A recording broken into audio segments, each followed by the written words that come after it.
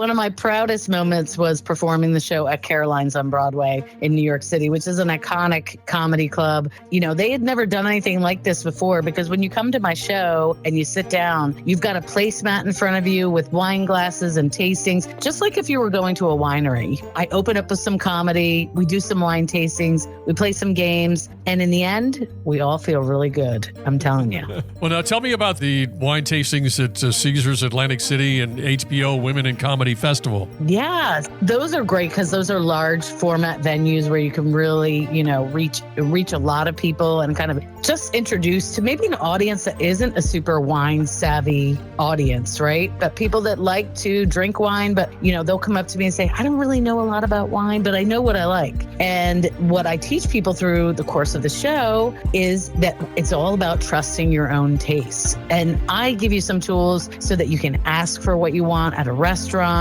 or a wine store with, you know, the terms that your server or your wine store rep is going to understand. We laugh about the silly things we do in the wine industry, like forever swirling and, you know, sniffing, and why do we do this, and why does it seem so pretentious? So all of it is fair game to be made fun of. I love the casinos, and the HBO Women in Comedy Festival was just such an honor because there were so many great comedians. But we took over a Boston theater and did the wine comedy show with a wine intermission. And during that intermission, I challenged everybody to try as many wines as possible, and they rose to the occasion. So it's just such a great way to reach people that maybe already love wine, or people who are just kind of lightly into it, and just bring them into the fold and realize, you know what? This is a lot more fun than you think. thewinecoach.com.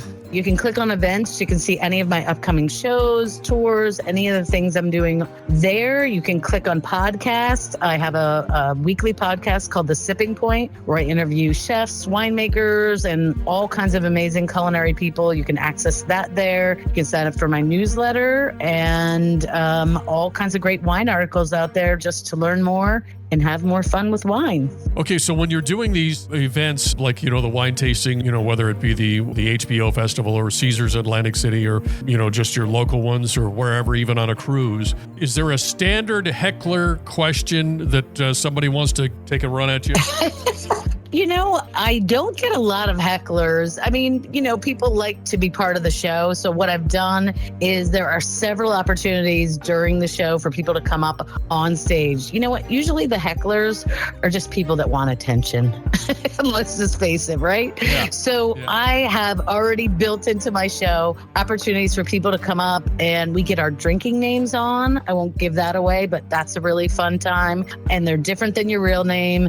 People come up, and I have a game called the Cork Dork Challenge. You know, that's what they call us wine geeks, Cork Dorks. So we have a little game show that we play, and other opportunities for people to come up on stage. So if I see somebody who might even resemble a heckler, I'll just bring them right up on stage and make them part of the show, because you know what? People are in a good mood when they have 4 wine tastings in front of them. Has there been a funny wine snob gets humbled kind of moment? Absolutely. I have a fun little segment of the show where we talk about how smelling is so important to the wine tasting process. And I have a smell challenge. And sometimes people think they are maybe far more in tune with their smelling abilities than they are. So that's a great one for people who have brought their wine snob with them. Send them up to me, and we see if they can identify blindfolded different things that I put under their nose. No, these are just common everyday things you might come across. So, you know, this is why chefs and gardeners and people in the perfume industry are always great wine tasters, because they are really in tune with what they're smelling. But it's not an innate ability that, you know, only these kinds of people and somms have. It's just more of training your nose and being in touch with it and doing it over and over again. So I always joke with people, you know, you want to build up your smell vocabulary, and it's kind of training your brain what things smell like. And you can do that, but just going to the grocery store and just smell everything in sight. It's 100% free, and no one can stop you. Go through the produce section, the fruit, all of it.